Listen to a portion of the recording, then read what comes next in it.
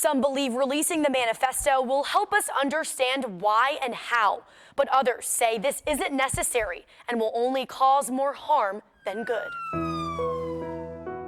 6 lives taken on March 27th at the Covanant School.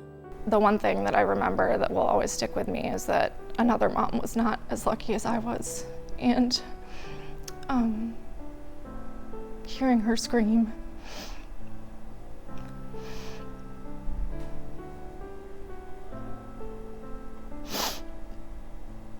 and the entire church went silent.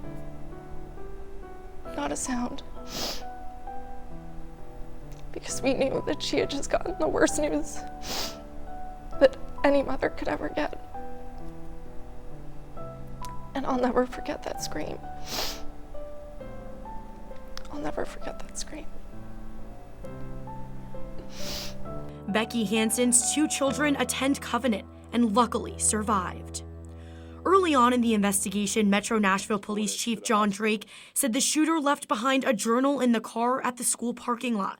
It's since led to calls from city and state leaders for Metro Police to release the manifesto. The Tennessee Firearms Association and the National Police Association even filed a lawsuit after Metro Police denied their request for the release of the shooter's writings and other materials, citing an open investigation.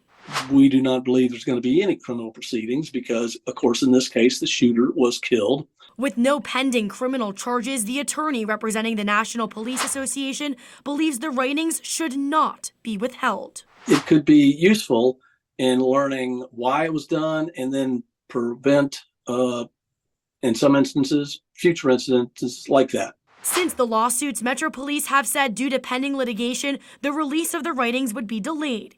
The organizations suing are calling that a catch-22. The city argues officers haven't had the opportunity to interview everyone related to the incident and review all the documents, and the investigation is still active. Metro Legal also says these organizations requested many more documents than just the journal and believe producing those instantly is not feasible. Fox 17 News requested an interview with Metro Legal, but referred us to their statement at this time. A status conference on May 18th will be held to allow victim families to participate in a later hearing. Attorneys for the city say parents from Covanant have informally told Metro Police they oppose the release of the shooter's writings. Hansen says her concern if these writings include a step-by-step playbook for how to do this. I hope we can start with, where is our common ground? What do we have in common?